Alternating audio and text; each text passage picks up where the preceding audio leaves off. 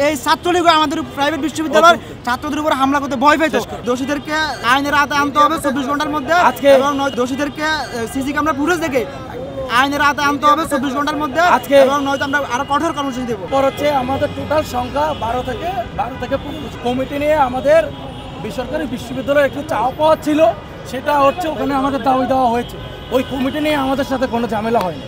আমাদের সবচাইতে ঝামেলা হয়েছে যে ওখানে তো আমাদের একটাই দাবি ছিল, যেহেতু একটা নতুন রাজনৈতিক সংগঠন হবে তাহলে এটা শহীদ মিনার কেন না, এটা কেন মধুর ক্যান্টিনে হতে হবে, আর এটা কেন একটা ডাবিস সিন্ডিকেটের মধ্যে থাকতে হবে।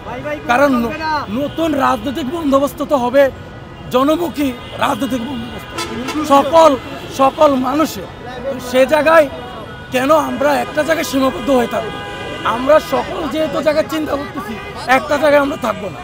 তো আমাদের কথা হচ্ছে যে এই সকল দাবি দেওয়া যেটা মানা হলে 28 তারিখে ব্লকেট কর্মসূচি থাকবে। আমাদের মঞ্জু এমজেস মঞ্জু, আমি সম্মানিত বেসরকারি বিশ্ববিদ্যালয় বৈষম্যবিরোধী ছাত্র আন্দোলন। Thank you. যদি আপনাদের এই দাবি না মানে তাহলে 28 তারিখে আমাদের ব্লকেট কর্মসূচি, 28 তারিখে সারা বাংলাদেশে ব্লকেট কর্মসূচি ন্যায় বিচার দাবিতে আগামীকালকে দোষীদেরকে সিসি ক্যামেরার মাধ্যমে এবং মিডিয়ার যে ভিডিও ভাইরাল হয়েছে এগুলোর মাধ্যমে তাদেরকে গ্রেপ্তার করতে হবে। কারণ এই ছাত্রলীগ আমাদের প্রাইভেট বিশ্ববিদ্যালয়ের ছাত্রদের উপর হামলা করতে ভয় পেত।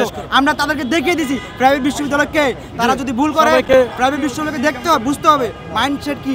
আমি চাই যে দোষীদেরকে সিসি ক্যামেরা ফুটেজ দেখে আইনের আওতায় আনতে হবে 24 ঘন্টার মধ্যে এবং নয়তো আমরা আরো কঠোর কর্মসূচি দেবো।